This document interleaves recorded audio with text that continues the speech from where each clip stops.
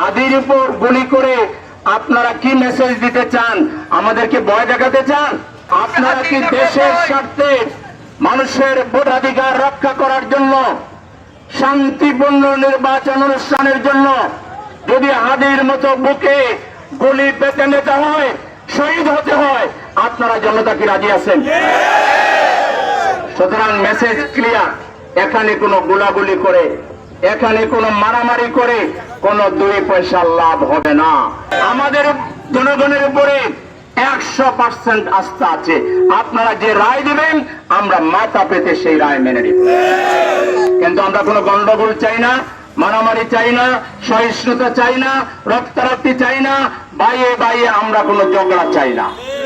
দিন শেষে আমরা একই এলাকার মানুষ, দিন শেষে আমরা কেউ না কারো আত্মীয়, দিন শেষে আমরা একে অন্যের বন্ধু, দিন শেষে জানাজা হলে আমরা সবাই জানাজায় যাব, দিন শেষে আমার মেয়ের বিয়ে হইলে আপনারা সবাই আসবেন, আমিও দাওয়াত দেব, ঠিক কিনা?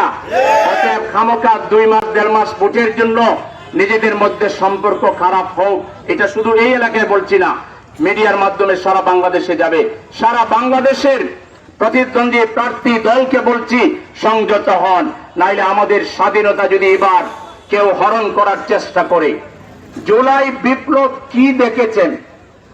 2য় জুলাই বিপ্লব বাংলাদেশে হবে এবং কিয়ামত পর্যন্ত এই বাংলাদেশে দিল্লির দাসত্ব আর চলবে না। ফ্যাসিবাদের শেষ অস্তিত্ব মাটির নিচে কবরস্থ করে আমরা তারপর ঘরে ফিরে যাব।